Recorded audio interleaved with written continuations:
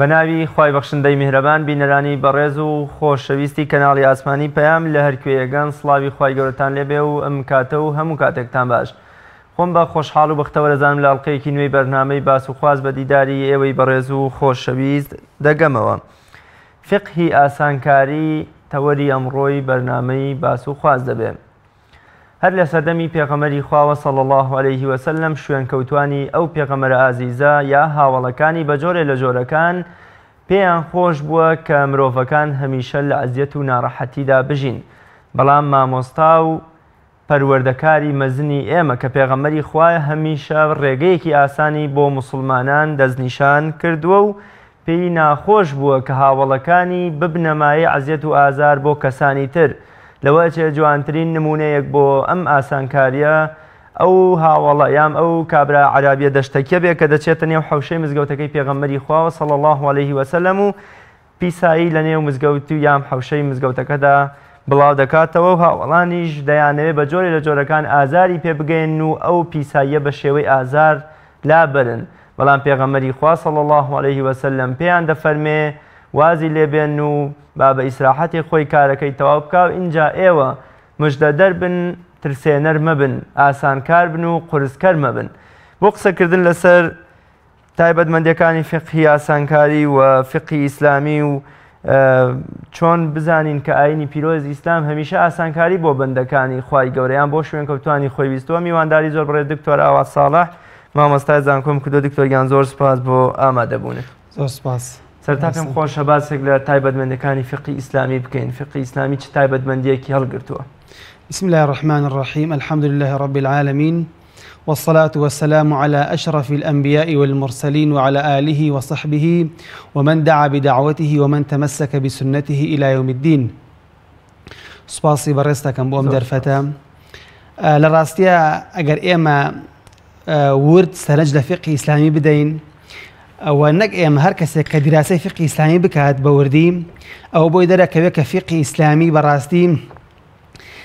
چەند تایبەتمەندیەکی هەیە کە لە شەرایعەکانی پێش خۆیدا نەبووە و ئەم تایبەتمەندیانە وای کردووە لە فقهی ئیسلامی کە ئیدامە و بەرداوام بدە بەم فقها بە درێژایی 14 سەدە کە هەتا ئێستاش فقهی ئیسلامی بەردەوامە بۆ هەموو عەسرەکان و سەردەمەکان وەڵامی پرسیارەکانی پێیە و بۆ هەموو کێشەکان چارەسەری پێیە و ئەم فقهی ئیسلامیە بەردەوام لە نوێبوونەوەدایە. ئەوش هۆکارەکە ئەوەیە کە ئەم فقهی ئیسلامیە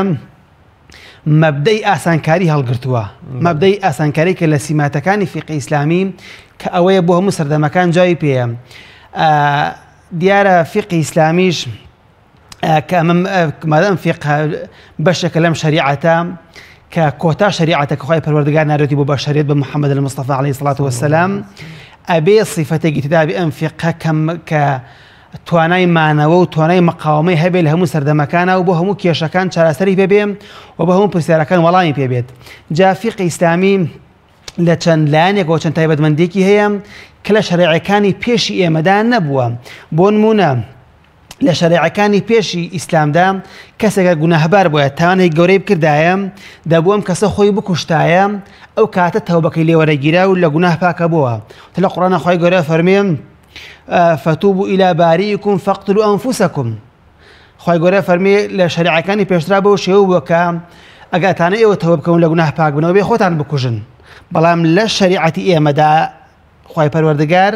کار ئاسانی بۆ ئێمە کردووە کەسێک کە بێ لە گوناه پاک بێتەوە، کەسێک کە بێتەوە بە لە گوناهەکانی بکات پێویست بە خۆکوشتن ناکە، بەڵکو تەوبەیەکی نەسوح بکا بینی خۆی و خوای پەروەردگار ئەگەر حەقی خەڵکی لابێ حەق و نازە بداتەوە خوای گەورە لێی خۆشە بێت.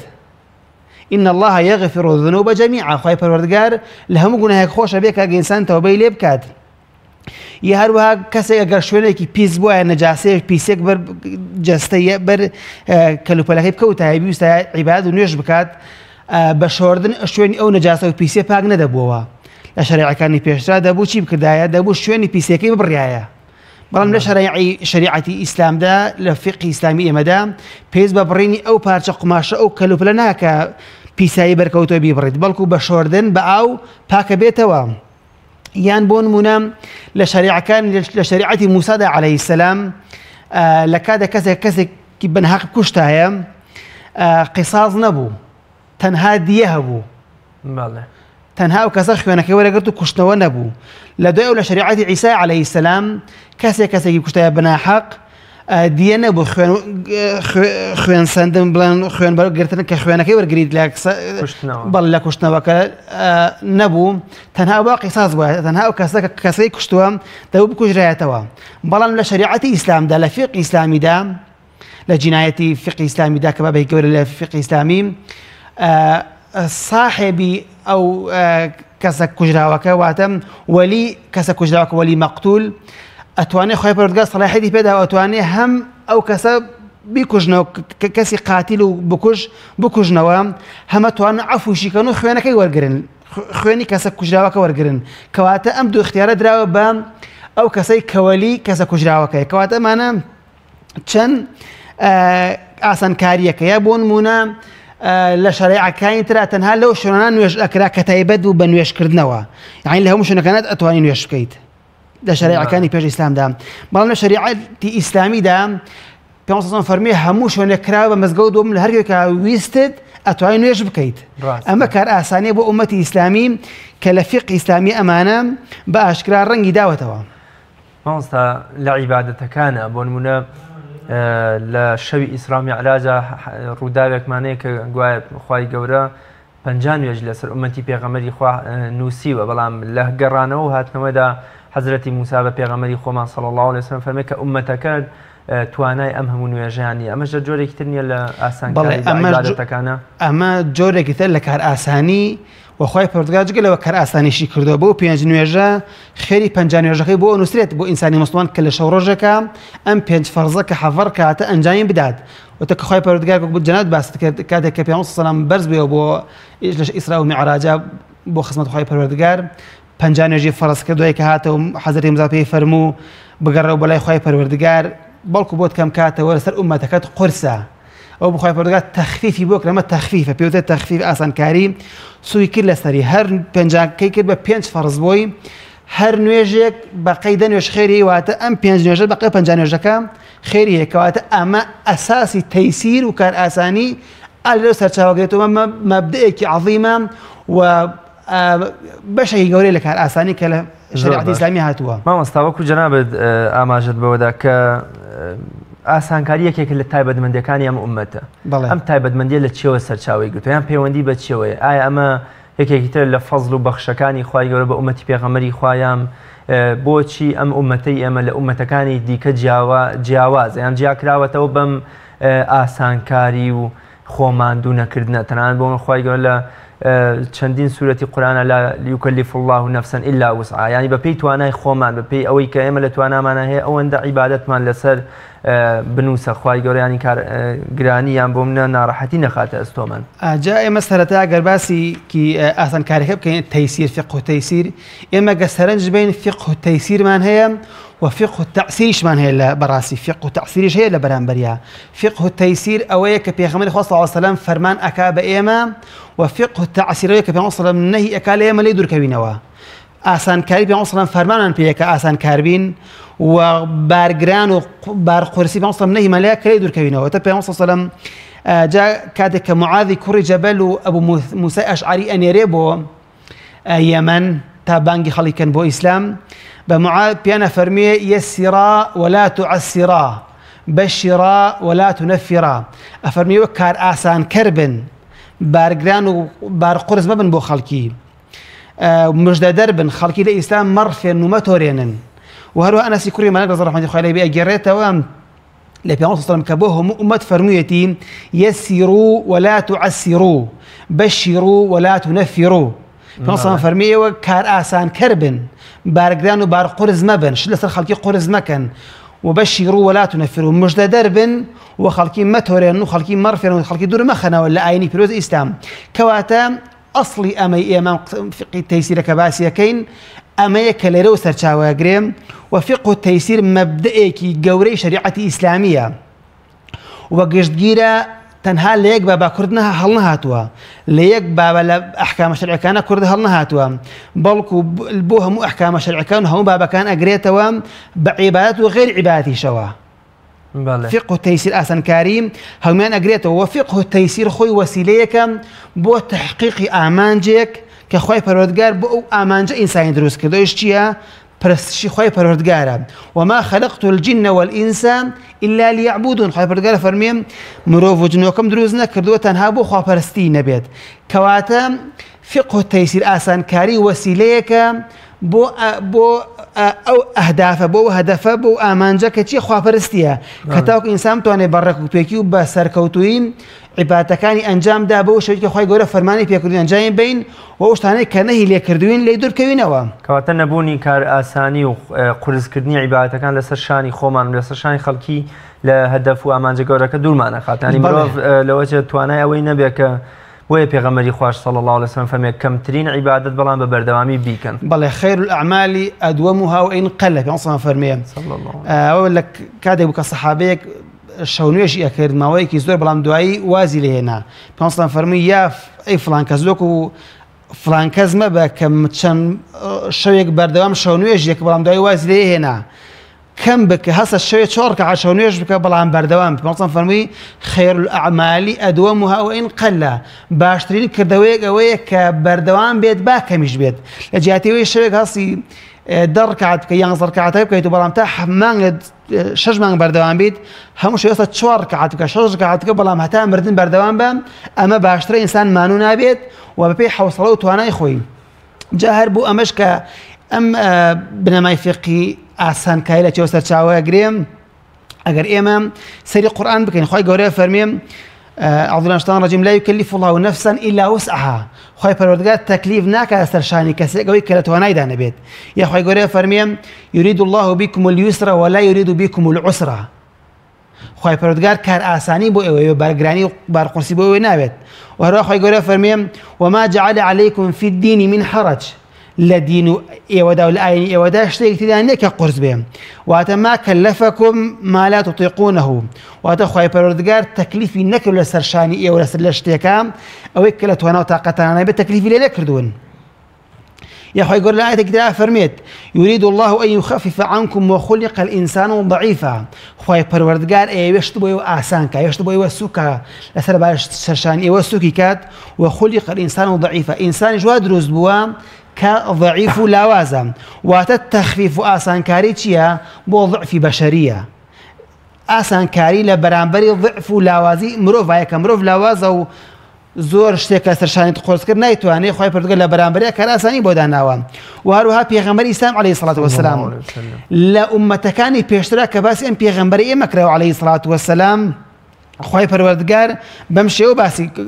ئومەتەکانی بەم شێوە باسییان کە خۆی لە قورئان هەیگەڕێتەوە فەرمێ يأمرهم بالمعروف وينهاهم عن المنكر ويحل لهم الطيبات ويحرم عليهم الخبائث ويضع عنهم إصرهم والأغلال التي كانت عليهم. واتا پێناس پێغەمبەر صلی الله علیه و سلم وا کردووە کە ئەم لە کۆتا زەماندا پێغەمبەرێک دێن پێغەمبەرە بۆ ئومەتەکە يأمرهم بالمعروف فەرمانیان پێکا بە کاری چاکە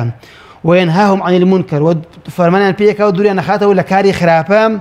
ويحل لهم الطيبات وشت باش كان اشتشاكان اوانيك باش وشاكن بوين حلال اكا ويحرم الخبائث ويحرم عليهم الخبائث اشتبي سكانيا لسر حرام اكات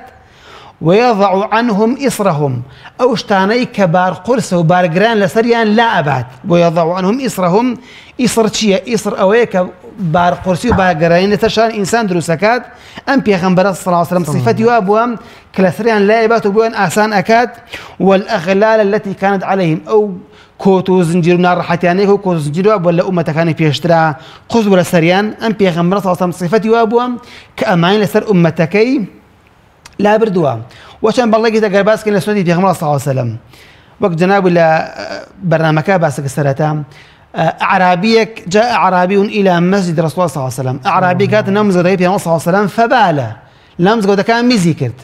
صحابة كان في صلى الله عليه وسلم بلاماري عنده لي بدن في صلى الله عليه وسلم فرمي دعوه فأهرق عليه الماء في صلى الله عليه وسلم فرمي لي بقرن لي مدن أزاري مدن أو نازانت أجر بزاني أو حرمنا مزقوتك وباك وميزة في سنابل بك نيدكرت فرمي فأهرق عليه الماء بلكو أو كان بسر ميزة كيدا هتاوكو باك بيته وشوانكي بونكي براتو في ساكين منيت حتى لعلم الطبي شاي ساغليت كميزي كرت أجر ميز بريت ميزكي خراب الروي صحية وأبي ميزكي بيك جاربي كات کەواتە ئەم پێغەمبەر صلی الله علیه و سلم ئەوەندە بەڕەحم بووە، ئەوەندە ڕەحم و عەطف و شەفەقی هەبووە نەهێشتا میزەکەش پێ بڕن. بەڵێ چونکە لەو کاتە ئارامی و ئیسراحەتێ باڵ بەسێ ئەو مرۆڤە کێشەی پێغەمبەری خوا صلی الله علیه و سلم ئەوەشی ڕەچاو کردووە. لە هەموو ڕوویەکەوە کە وتەکانی کردارەکانی پێغەمبەر صلی الله علیه و سلم هەمووی پڕە لە حیکمەتە کە ئێستا عیلمی تازە بمان کەشف ئەکات. یان سەیری ئەم فەرمودەی پێغەمبەر صلی الله علیه و سلم ئەم کار ئاسانیە کە لە گفتار و لە فعلی پێغەمبەر صلی الله علیه و سلم ڕەنگی داوەتەوە. کابرای گەشتە خزمەت پێغەمبەر صلی الله علیه و سلم فەرمووی یا رسول الله صلی الله علیه و سلم هەلەکت ئەڵێ یا رسول الله صلی الله علیه و سلم بە هیلاکا چووم. پێغەمبەر صلی الله علیه و سلم فەرمووی چیت لێ قەومی بۆ لێ هاتووە؟ ئەڵێ یا رسول الله صلی الله علیه و سلم جامعت امرأتي في نهاية رمضان. الله من شو مثلا خزانك يخون بروج رمضان بروجو بملام رمضان بروج لقد خزانة يخون ما سرجيم كردو أشيب كم في أصلا فرمي ده بتشو عبد يقرص جارك تيرا رسول الله صلى الله عليه وسلم والله عبد من رزقار ناكرت من تو أنا رزقار كردني عبد يكمنيه في أصلا فرمي ده باشا بتشو دو من لثريك بروجو با وتيرا رسول الله صلى الله عليه وسلم من أو الرجيم عن رمضان بينجيرا توش أو بفرماني توبوم توش أو بهلاكا شنو من الخزانة كخوما سرجيم كردو نمت خوم بينا جيرا لما نجي رمضان رجعي فرزة سير رجع يهدو من ناتوارم بلا سريك بالرجوبم فنصلا فريم باش أباج ناتوانيم خواردني شص هجار بدا وتي يا رسول الله جات خوال لمدينة لمن هجارتر هي من خوم بيسم بخواردنا مال خوم بيسيان بخواردنا خوالن شص هزار من نادرت فنصلا فرم چی کرد هر مش چنگ خرمای پیدا فرمیها او بچو بیده مالکت بده کفاره دکی. زور باش. اما فقه آسان و آسان کاری اما که مالین نبی مفتی کان اهلی فتوا رچاوی کار آسانی بکن لسر شانی امت. ما مستا دکتور ببوده پیغمبری خدا صلی الله علیه و سلم خوی زور آسان کار بوده. چندین نمونه من هی یعنی سیری اکی زور آسان بلام بدرجاي أمات بدرجاي ميجي إسلام تنان لها ولاني بيغمري خوا صلى الله عليه وسلم هتا استا مسلمانان زور حزيان لا أحسان كاري نية بشوازه بشه لمسلمانان بيان خوش هميشه خويان وخلقي لزحمته في لاكيا بجين حزيان لوية بومنا عبادتي زور تربكن يعني بومنا أوشتاني كباز لعزية وآزار وعبادتي زور ونازم تندو تجي أمشتانا كان هو كاري أما تشيك بشه لمرو فكان سروشتيان وايا کەمتر حەزیان لە ئاسانکاریە و ئاسانکاریان بەلاوە شتێکی باش نییە. بڵێ خۆ ئێمە کە باسمان لەسەرتەشە ئاسانکاری مەبدەیەکی عەظیم شریعەتی ئیسلامیە ئەمە نییە بڵێ ئەم ئاسانکاریە لاوازی ئیمانە یا تەنبەڵێ نە ئەسڵە لە ئەسڵی شریعەتی ئیسلامە چەندین بەڵگەی قورئان و سنەمان هێنایەوە بۆ فقهی تەیسیر بەڵام ئەوەی کە جەناب باسیەکەی هەنێک کەس حەزی پێی نییە مەگەڕێتەوە بۆ تەبیعەتی مرۆڤەکە بۆ طبيعتي إنسانة حتى لو أصحابي في أخمدي خو عليه الصلاة والسلام خو ميانوك يك بيان نكرة توا هم ميانوك يك نبون ابن عباس عبد الله يكري عباس كبحبر الأمة ناس راوة أما زي في أخمدي صلى الله عليه وسلم بتشين ناس بناس يكنوا باس يكن بتشين ناس راوة ابن عباس بكسك أحسن كار دايما أحسن كار بوا بلام ابن عمر ككري عمر يكري خطاب ابن عمر بو ناس راوة آسان کاری کم کردووە ڕە لە کای دەستنوێژگرتنە ئیبن عومەر ئاوێ کرد ناو چاوەکانی بەڵام عەبدوڵای کوڕی عەباس ئیبن عەباس ئایا بە دەموچایی بۆ شێوێتەوە کەواتە ئەمە هەردووکان سەحابەی پێغەمبەر صلی الله علیه و سلم لەسەر دەماژیاون بەیەکەوە طبیعەت و طبعی عەبدوڵای کوڕی عەباس وا بوو ئاسان کار بووە هیچ جیانە شریعەت لەیان نەداوە ئەمە طبعی هەردووکیانە بەم شێوەیە بووە و یا جاری وا بووە معاذی کوڕی جەبەل نوێژەکەی درێژ کردوەوە پێغەمبەر خەڵکی شەکوایان کردن یا رسول الله سلام ئێمە ناتوانین ئەگەر بۆ شێوەوە نوێژ درێژ کاتەوە ئێمە واز لە جەماعەت دێن و کار و کەسابەتمان هەیە فریان ناکەوین پێغەمبەر صلی الله معاذی بان کەوت یا معاذ والله إني لأحبك فەرمووی ئەی معاذ والله من تۆم خۆشەوێت کارێک مەکە خەڵکی لە بەهۆی تۆ لە دین ڕابکە لە دین دوورکەوێتەوە نوێژەکەیان بۆ کورت کەرەوە سیر کە بزانە پیری تایە پەککەوتووی تایە پێغەمبەر صلی الله حتى خۆی ئەفەرمێت من حزم أكل لك كجماعته يقول لك جريان منالك وأبوه فرمي والله من حزم أكل أميز نيجا كدريش كمان بلام جيوم لو منالك أجريا وتميس دايك أو من دالا دال غيلا منالكيتي اهتمام بمنالكيه دا ونيجا كرت كردا وسلام دا ولا برجرياني أو من دالا أما في قوة تيسير وأسان كارية بله دكتور بپرسم مەبەست لە فقی ئاسانکاری و فقی قورس چیە یان بۆ منە جیاوازی فقی ئاسانکاری و قورس لە چیدایە؟ بەڵێ فقی ئاسانکاری ئەو فقەیە کە پێغەمبەری خوا عەلەیهی سڵات وەسەلام فەرمان بە ئێمەکات کە ئێمە شوێنی بکەوین و تەطبیقی بکەین کە لە فەرمودەکانە باس لەنگرە فەرمێن یەسیروا ولا تعسیروا بەشیروا ولا تنەفیروا. پێغەمبەر فەرمی ئاسانکار بن، کار ئاسانی بکەن و بارگران و بارقورس مەبن. فقی تەعسیریش ئەوەیە، قورس و بارگرانی ئەوەیە کە تۆ لەو لە شوێنێکە لە مۆزوعێکە لە بابەتێکە لە ئەحکامێکە دوو دەلیل هەبێ، دوو بەڵگە هەبێ و کوێگووا بنزیکم لە یەکەوە تۆ بەردەوام شوێن شتە قورسەکان بکەویت، کار ئاسان نەکەیت. هەنێک کەس هەیە سروشتی وایە، تەبعی وایە، پێویستی بە ئاسانکاری هەیە، پێویستی بۆیە فتوای ئاسانی بۆ بدەیت. کەسێک کە پیر و پەکەوتەیە جیاواز لە کەسێکی گەنج. ئەمە تۆ بەردەوام فتوای قورسی بۆ بدەیت، بەردەوام شتە قورسەکان بەسەرا جێبەجێ بکەیت، بەردەوام کامە قورسە پەنا بۆ ئەوە بیت، ئەوە بەسەر خەڵکا جێبەجێکەیت، ئەوە بی بەسەر خەڵکە، ئەوە قورسە ناڕەحەتیە، ئەوەی کە خەڵکی لە توانە و تااقەتیان نییە، بارێکی قورسە بەسەرشانیەوە بۆی جێبەجێ ناکرێت. ئەمەیە کە پێغەمبەر نەهیلەکە ئەفەرمێ خەڵکی لە دینی مەتۆرێنن، کار ئاسانکەر بن. ئەمە کەواتە ئەم فقە بە پێی کەسەکان و حاڵەت و شوێن و کات و ئەمانە ئەگۆڕێ. بۆ منە چەندی نمونەمان هەیە کە پێغەمبەری خوا صلی الله علیه وسلم تاوەکو بۆ منە سێبەری مرۆڤێ دوو هێندەی خۆی بۆ ئینجا نوێژی نیوەڕۆیی بە هاوڵان کردو بۆی گەرما. ینی مەبەستمەوەی ئەم فقە بە پێی تایبەتمەندی کەسەکە و جۆر و شوێن و کاتەکە ئەگۆڕێ. بەڵێ خۆی ئەحکامە شەرعەکان بە پێی زەمان و مەکان و شەخسەکانیش ئەگۆڕدرێ. ئێستا گە تۆ سەیری فقه و تەیسیر کەی بۆ منە لە هەنێک کۆمەڵگەدا دینداری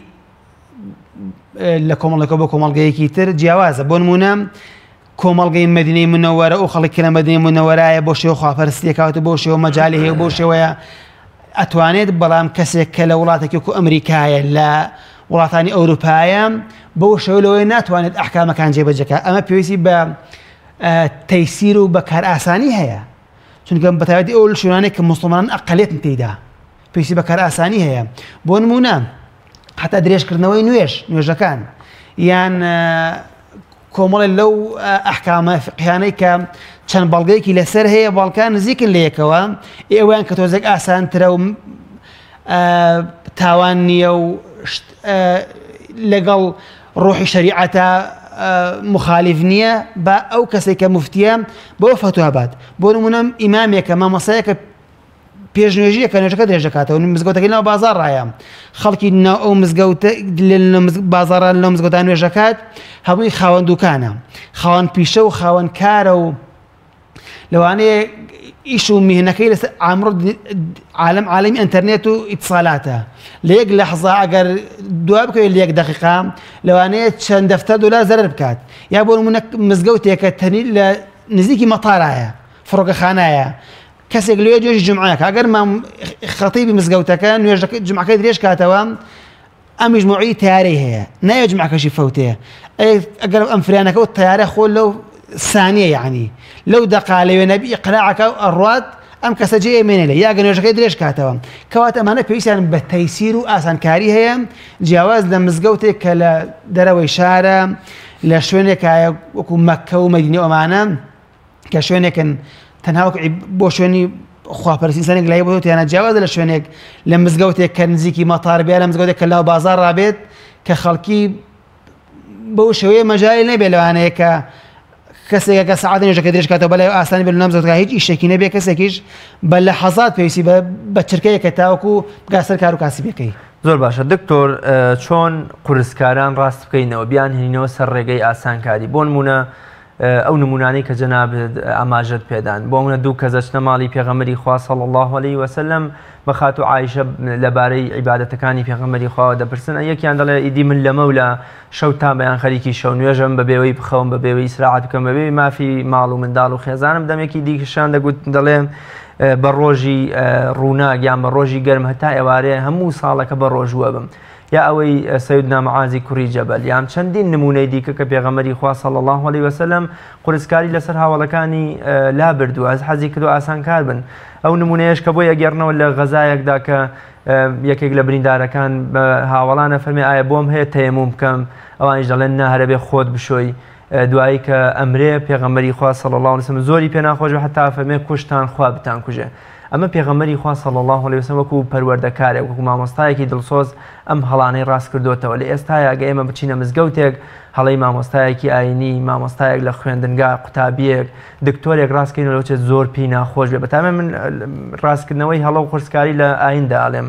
ئێمە چۆن وا بکەین قورسکاران ئەوانەی کە حەزیان بە قورسی و بە هیلاکبردنی خۆیان و خەڵکی ترە چۆن ئەمان ڕاستکەینەوە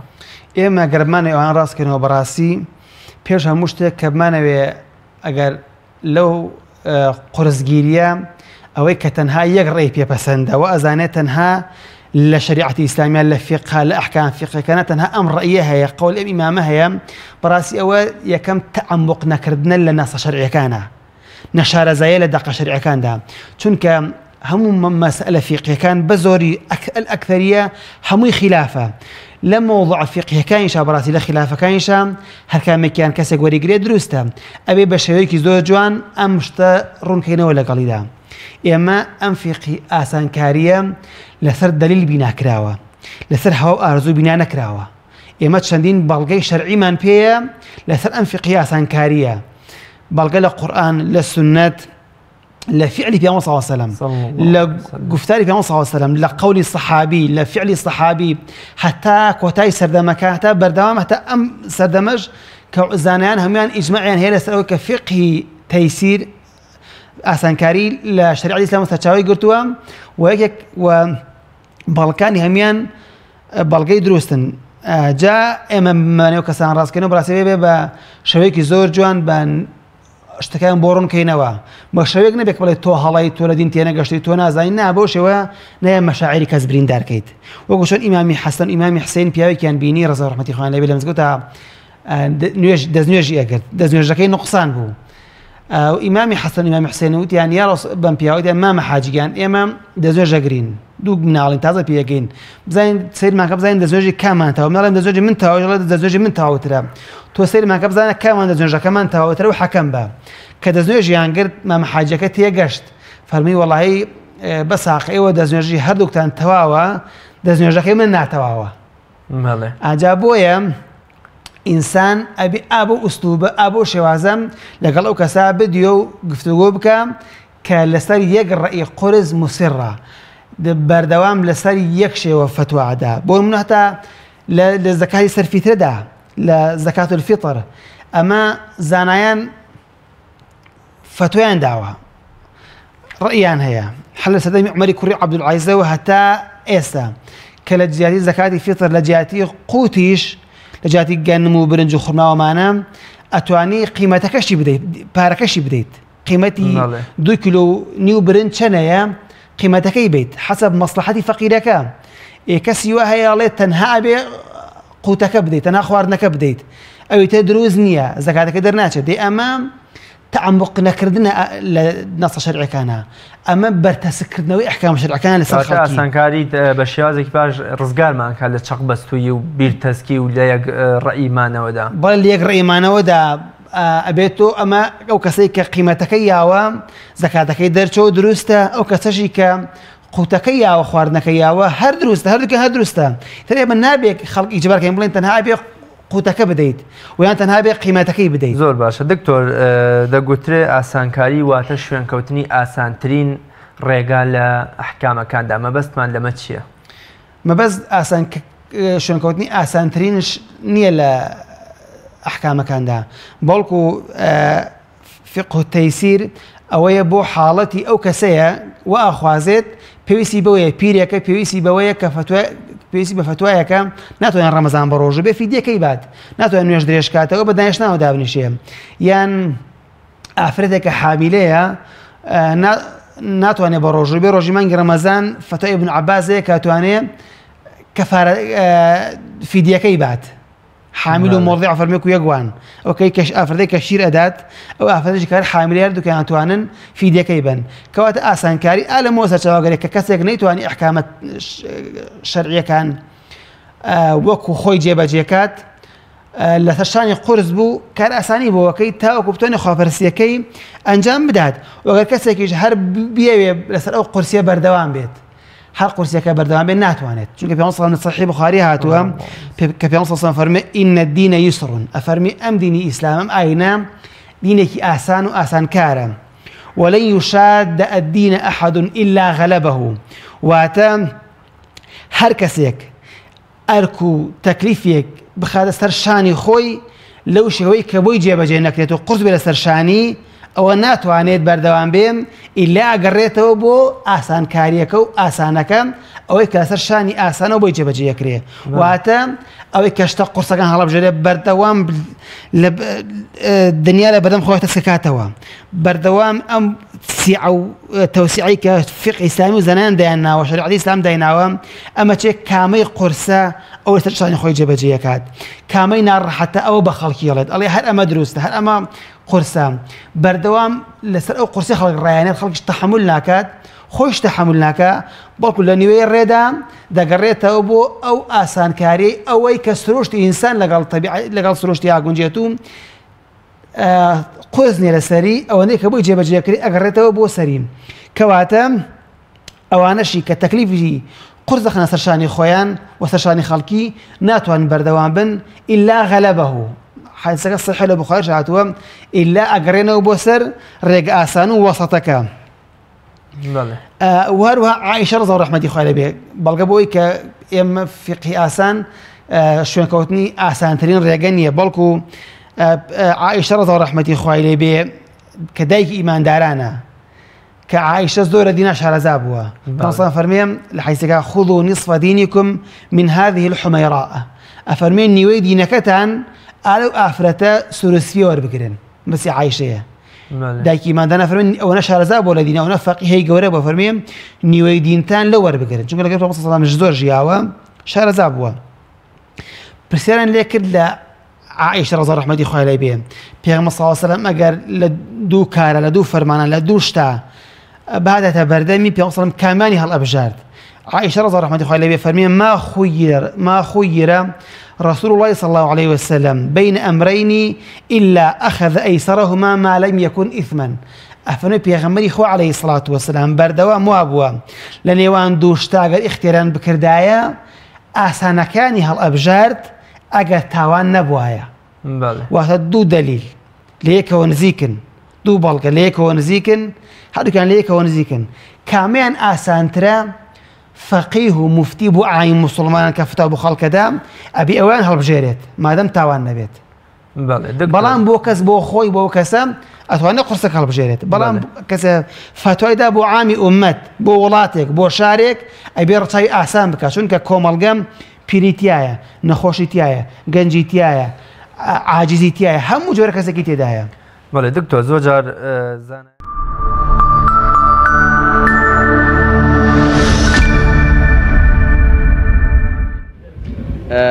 هەرێمی کوردستان و خەڵکی عراقیش کاتی خۆی کە هەمومان لە ئۆپۆزیسیۆنی عراقیدا بووین و کۆماری ئیسلامی هاوکاری و پشتیوانی کردوین و ئەوان دیارە لەسەر گرنگیدانیان بە هەرێمی کوردستان و ئاگاداربوون لە ڕووداوەکانی کە لە هەرێمی کوردستاندا دێنە پێش بەردەوامن دیارە هەم وەکو خەمخۆریان بۆ خەڵکی عراق و هەرێمی کوردستان بە گشتی و بە تایبەت و هەم وەکو بە تەنگەوەبوونیان بۆ پاراستنی هێمنی و ئاسایشی سنوورەکانی خۆیان دیارە بە حەقی خۆیانی دەزانن کە بە تەنگ خەڵکی و بە تەنگ وەزعی سیاسی هەرێمی کوردستان و عراقەوە بن دیارە جگە لە ئێمە بەرپرسانی دیکەشیان بینیوە لە هەموو لایەنە سیاسیەکان ئێمە ژەمڕۆ بە خۆشحاڵی و پێشوازیمان لێکردن ئەوەی کە باس کرا هەم باسی پەیوەندی دۆقۆڵی هەم باسی پەیوەندی مێژووی و هەم باسی بارودۆخی عراق و هەرێمی کوردستانیش بەگشتی. بسم الله الرحمن الرحیم. از برادر عزیز و ارجمندم جناب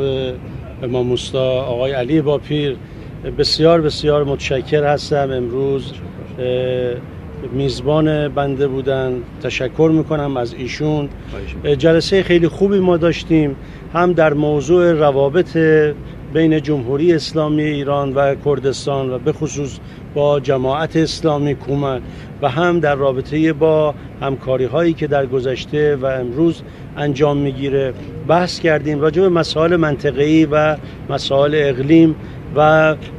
در رابطه با جمهوری اسلامی و مواضع ایران و جمهوری اسلامی صحبت کردیم. همیشه روابط ما با جماعت اسلامی یک روابطی بر پایداری، بر برادری، بر دوستی، بر همکاری، بر گسترش و تعمیق این روابط هستند.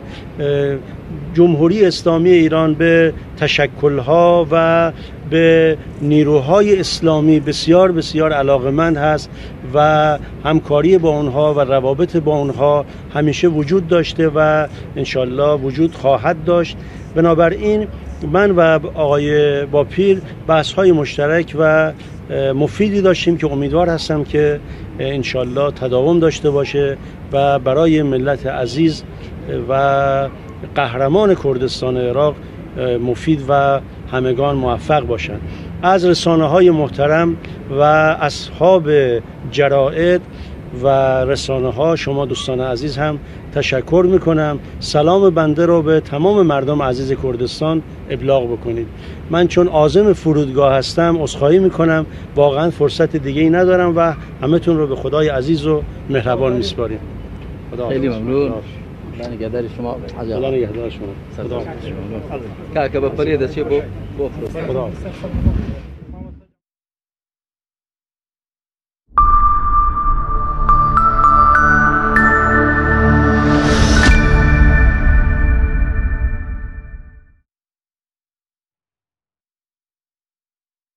بینەرانی بەڕێز دووبارە سڵاو. دکتۆرگیان ویستمە و پرسیارە بکەم ئەو بوارانی کە ئاسانکاری ئەیانگرێتەوە، بۆ نمونە ئێمە ئەو نمونانی کە باسمان کە بە زۆری لە عیبادەت و تەعاملی موسڵمانان نبوو، چه بوارێکی تر ئاسانکاری ئەگرێتەوە؟ بۆ نمونە بواری مارەیی کە پێغەمبەری خوا صلی الله علیه وسلم باز دەوەکە کە فەڕترین و باشترین مارەیەکی خێزان ئەوەیە کە کەمتر بێ، ینی زۆر بارگرانی نەخرێتە سەر شانی مرد. یا بۆ لە مەجای تەلاقا لە ئێستاە لە عالەمی ئیسلامیە تەلاق یەکێکە لەو گرفتانەی کە چەقبەستوویەکی زۆری تێدا هەیە. ئەو زانایانش کە ئاسانکاریەکەکەن هەوڵەدەن شیرازەی خێزان نەبسێ، مناڵ سەرگەردان نەبێ، مناڵ بە یەکبوونی و یەکڕێزی بمێنێتەوە، ئەو زانایانە ئەکەونە بەر تانە و تەشەر و دژایەتی خەڵکانی ترەوە. ئەو بوارانەی کە ئاسانکاری ئەیانگرێتەوە تەنها عیبادەتەیان کار و کردەوەی مرۆڤ لە ژیانی خۆشی، ئەو شتانەی کە پەیوەندی بە ژیانی ڕۆژانەی خۆیەوە هەیە. بەڵێ وا لە ڕاستی ئەمە کە باسمان کە سەرەتاش کە فقی تەیسیر، فقی ئاسانکاری تەنها یەک باب ناگرێتەوە لە ئەحکامە شەریعەکاندا، بەڵکو بۆ هەموو بابەکان فقه و تەیسیر و فقه و ئاسانکاری بوونی هەیە و وجودی هەیە و هەموو ئەگرێتەوە تعیمە بێ بەسەر گشتیدا. ئەگەر ئێمە سەرنجێک بین لەو مەجالانەدا کە ئاسانکاری و تەخفیف خوای پەروەردگار و پێغەمبەر صلی الله علیه و سلم تەشریعیان کردووە لە عیبادەتەکان ئەگە سەیر بکەین، یەکەم لە سەفەرە کاتێک کەسێک کە گەشتەکە لە سەفەرە کات لەم سەفەرە کە ئاسانی بۆ کراوە کە نوێژەکانی نوێژە فەرزەکان ژوانە فەرزن کورتیان کاتەوە بیان کە بە دوو ڕکات ئەوانەی کە 4 ڕکاتین و لە شوێنی خۆشی هاتوویان نەیان کە بەڵکو پێشیان بخەیان دویان بخە بۆ لای نوێژەکانی تر، واتە نیۆڕە با بۆ لای نوێژی عەسر و نوێژی عەسر با بۆ لای نوێژی نیۆڕە بە 2 ڕکات بیان کە نوێژی مەغریب بە 3 ڕکات بگای بۆ لای عیشای، عیشا بکات بە 2 ڕکات بێنێ بۆ لای مەغریب، پاشیان بخات یا پێشیان بخات و 4ەکان بکات بە 2. ئەمە کار ئاسانیە. یان لە سەفەرەیان کەسە قورسە لەسەری بە ڕۆژوو بێت کە ڕۆژووگرتنی سەهان بڵێ بە ڕۆژوم تووشی مەشەقە و خۆی مەشەقەیەکی تێیە ڕۆژوون و قورسە. ئەمە دەخوای پەروەردگار کاراسانی کرۆ بۆ ئێوەی موسڵمان کە لە کاری سەفەرە وەکو تەیسیر و ئاسانکاری کە ئێمە بە ڕۆژوو نەبین. خوای گەورە کاتێکە فەرمی ئەیها الذین آمنوا کتب علیکم الصیام، ئەی ئیمانداران ئێمە ڕۆژەمان سەر ئێوە فەرز کردووە کە فەرمی کتب علیکم الصیام، ئەم کتیباتە فوریضە لەسەرمان فەرز کردووە. ئەمە قیمەت و بەهای ڕۆژوو دەرەخات کە قیمەت و بەهای ڕۆژ ئەوەیە کە فەرزە. بەڵام لە خوای دووارە لە کۆتای ئاەتەیە خوای گەورە فەرمێ باسی حکمەتی خۆیەکە حکمەتی چێ لەوە لعلكم تتقون، فەلسەفەی ڕۆژوو چێ تەقوایە کە ئینسان فێری تەقوا بکات. کە ڕۆژوێک ئەوە نەگرنگ بێ مەدرسە بێت خۆی پەروەردگار مەجالیەوە کە ئینسان بە ڕۆژوو نەبێت ڕحمەت بە عەبدەکانی و بەزەی هاتنەوە بە عەبدەکانی کە لە سەفەران خۆی گەورە ئەصحابی ئەعذارەوانەی کە عوزریان هەیە نەخۆشن لە سەفەردان پیرن پەکەوتونە فەرمی فمن كان منكم مريضا أو على سفر فعدة من أيام أخرى کەسێک لێوە لە سەفەرا بوو یا کەسێک لێوە نەخۆش بوو ئەوە بە ڕۆژەکەی نەگرێن لە کاتێک تا بیگرێتەوە کەواتە ئەمە ڕەحمەت و بەزەیە بە ئەو کەسانی کە عوزریان هەیە عوزرەکەیشیە لە سەفرەیە نەخۆش نیا کەسەکە پیر و پەکەوتەیە هەر ناتوانێت بیگرێت فیدەکەی دەدات ئەمە کەواتەمە ئاسانکاریە یان کەسێک کە بوون نەخۆشە لەسەر جێگە کەوتووە ناتوانێت بە پێوە نوێش بکات دروستە خۆی بە دیوارەکەدا یا بە کۆڵەکەیەکە یان بە دانیشتنەوە نوێش بکات یان بە ڕاکشانەوە حتا بە ڕاکشانیشەوە حتا ڕاکشانیش بە حرەکەش بێت پەنجەی بجۆڵێنێت ئاوا بدەیم جۆڵێن لەسەر قەرەوەڵێکیش ڕاکشا بێت توان نوێژەکەی بکات ئەمە هەمووی کار ئاسانیە بۆ ئێمە یان لە کاتی ئیکراه و لە کەسێک کە بە ئیکراه تاوانێکی پێ بکەن پێغەمبەر فەرمی رفع عن أمتي الخطأ والنسيان وما استكرهوا عليه ئەفرمێ کەسێک ئەمە کار ئاسانی بۆ ئێمە کەسێک بە زۆر مەشروب بکەن بە قوڕ گیابی خواتەوە عرق ئەمە هیچ لەسەر نییە یان بە زۆر قسەیەکی ناشەرعی پێیەکەن وەکو عەماری کوڕی یاسر ڕەزا ڕەحمەتی خوای لێ بێ کاتێک کە بێباوەڕەکان گرتیان وتیانە بێ جنێ و قسەی ناشرین بە پێغەمبەر سەلام بڵێیت ئەوش پێیان وت بە زۆردەی کاتە بۆ پێغەمبەر سەلام گێڕایەوە فەرمی ڕەسوڵ سەلام شتێکیان بەساتە فەرمی ئەی عەمار ئەی دڵت چۆن لەو کاتە فەرمی وەڵی ڕەسوڵ سەلام دڵم پڕ بوو لە ئیمان پێغەمبەر سەلام فەرمی فەئین عادوا فعد فەرمی ئەگەر جارێکی تر شتێکی وا بوو دووبارەی کەرەوە مادەم دڵت پڕ لە ئیمان بە زۆر شتەکەت پێیەکەن وارچە نمونەیەکی تر نسیان شتێک ئەگەر بە نسیان شتێک لەبیر بچێت بۆ من بە ڕۆژەی شتێکە خۆیت ئەمە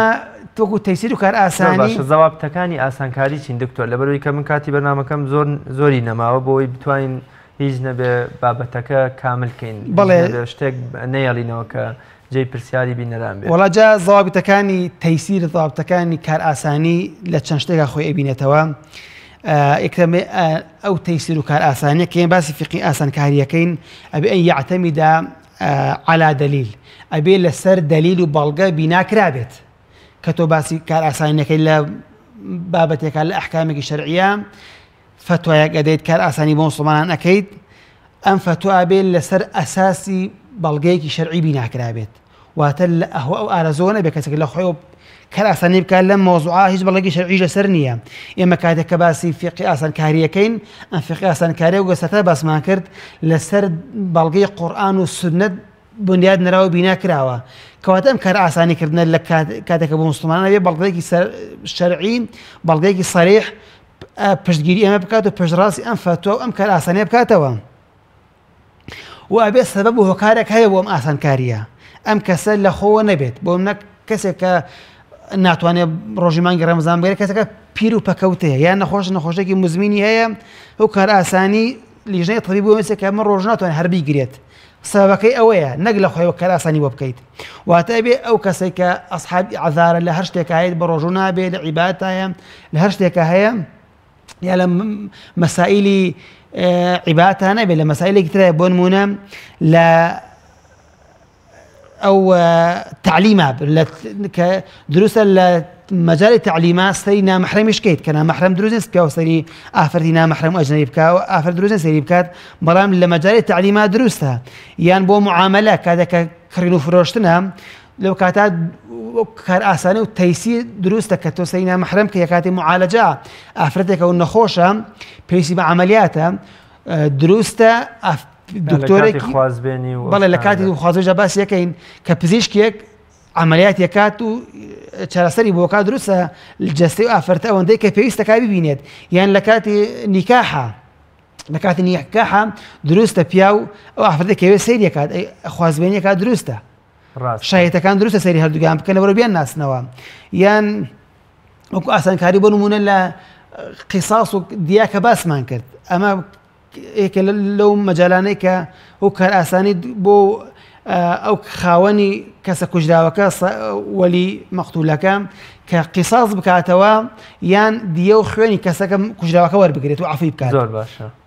و هەروەها نابێت لە ضابطەکانی تەیسیرە ئاسانکاریان نابێت ئیتباعی هەوا هەبێت واتەش ئەو کەسەی کە ئەو فتووادای ئەو کەسەی کە ئاسانەکە هەڵە بژێرێت شوێن شتێک ئاسانکاریە کات نابێت شوێن هەوا ئارزووی خۆی بکەوێت بەڵکو بێشتاک ئەو فتوای ئەو بەڵگەی هەموو لە سەرچاوە شەریعەکانەوە سەرچاوە بگرێت کەواتە تەیسیر ئاسانکاری لە شریعەتەوە لە قورئان و سنەتەوە سەرچاوەگرێ بەڵام تەساهولکردن لە هەو ئارزۆ سەرچاوەگرێت نابێەوە بێت. زۆر باشە دکتۆر بۆچی زۆر جار پەنابردن بۆ فقی ئاسانکاری بە لاوازی ئیماندا ئەنرێ یان ئەو مرۆڤە بە لاوازدا ئەنرێت کە بۆمنە بۆ خۆی و خاو خێزان و کۆمەلگەکەی ئاسانکاریە بێ پێی خۆشە مسلمانان لە ئاسانکاریە بژین وە پێی خۆشە تووشی هیلاکەت و ناڕەحەتی نەبن. بەڵێ ئەوە پەنابردنە بەر فقی ئاسانکاری لاوازی ئیمان دەرەخەیان بە پێچەوانەوە یەکێکە لە جێبەجەکردنەکانی ئەم ئیمانە نەخێر بە پێچەوانەوە پەنابردن بۆ فقی ئاسان و دەستگرتن بە فقی ئاسانەوە ڕۆحی شەریعەتە چونکە ئێمە باسمان چەند جارێکیش کە چەندین بەڵگەی شەرعی هاتووە لەسەر فقی ئاسان ئاسانکاری تەیسیر لە قورئان و لە سونەتدا و ئەوانەی کە باوەڕیان بەوە نیەیان دائیمەن خۆیان لەعادەن لە فقی تەیسیر ئەوە یەکەم تعمق نەکردنە لە نەسە شەرعیەکانە شارەزانە بوونە تعمق ناکەن لە بەڵگە شەرعیەکاندا هەر یەک شتیان خوێندوێتەوە هەر یەک بەڵگە زانن هەر یەک قەولە زانن بەڵکو ئەو مەجالە فراوانەی کە خۆی گەورە دایناوە بۆ ئینسان ئەو بەرفراوانە و تەوسیعەکە کراوە لە فقی ئیسلامیە ئەمان بەتەسکەکەن لە خۆیان لە خەڵکیش بۆیە نابێ ئێمە ئەو مەجالە فراوانە بەتەسکەینەوە شریعەت چۆن هاتووە بەو شێوە لێی گەڕین لە سەردەمی پێغەمبەر صلی الله علیه و سلم هەتاوەکو ئەمڕۆ پێغەمبەر خۆی کار ئاسانی کردووە ئەوەی کە مشتە خورماکەیە بۆ پیاوەی کە خێزانەکە لە ڕەمەزانە سەرجەی کرد و کەفار لەسەر بوو فەرمی ئەو خورما بە بێ بە مناڵەکان بوو بە کەفارەتی ئەمە گەورەترین بەڵگە و بەهێزترین بەڵگەیان بۆی کە ئەم فقهی ئاسانە فعلی پێغەمبەر عەلەیهی سەڵات وەسەلام لە پێغەمبەر صلی الله علیه و سلم وارد بووە کەواتە دووەم ئەوەی کە زۆر کات تەبیعەتی ئینسانەکان وایە هەنێک لە ئینسان هەر حەزی لە شتی قورسە و ئەزانە ئیتر ئەمە دینداری هەر ئەمەیە بەو شێوەیە نیە یاڵێ زۆر کات لە دوو قەولاڵێ ئەحوەط بۆ دینی ئینسان بۆ دین ئەمەی با فتوا بمە بەم خۆی ئەگەر سەرنج بی لە سەردەمی پێغەمبەر صلی الله علیه و سلم هەتا ئەم ڕۆژگاری خۆمان کە بەردەوام سەردەمەکان هاتووە تا ئێستا ئاسانکاری کەمتر بووەتەوە لە پێشدا ئاسانکاری زیاتر بووە بەڵام ئەوانەی کاڵێ ئەحوەط بۆ دین ئەحوەط بۆ دین ئەحوەط بۆ دین وای لێ هاتووە هەموو ئەم ئەحوەطانە چۆڵی بۆتە ئیسر بۆتە بارقورسی کەوتەوەنە لە مە ئەحوەط بۆ دین ئەمەیە لە ئەحوەط بۆ دین ئەمەیە لە ئەحمەد بۆ دین ئەمەیە لە هەموو سەردەمەکانە هەموو ئەحوەطە کۆکەیتەوە ئەبێتە ئیسر و بارقورسی و باگرانی سەرشانی ئەو کەسە خۆی وەگە لەسەر ئەمەش دە ڕوانگە ئێمەش فتوا بە مفتی بۆ خەڵک وەکو ئەحوەط بۆ دینی باگرانی بەڵکو بۆ ئومەت و بۆ میلەت و بۆ گەل ئەبێ ئاسانکارەکە هەڵبژێری مالەم یەکون ئیثمن. زۆر باشە زۆر سپاس بۆ دکتۆر ئەواد ساڵح مامۆستای زانکۆ کە تام کاتە میوانی بەرنامی باسوخواز بووی. سپاس بۆ بەڕێز زۆر سپاس بۆ بەڕێز خوا پاداشتی بەخێرداتەوە بینەرانی بەڕێز لێرەش داتینە کۆتایی ئەڵقەی ئەمڕۆمان تا بە یەگەیشتنەوەیەکی تر بەخوای گەورەتان ئەسپێرم خواتان لەگەڵ.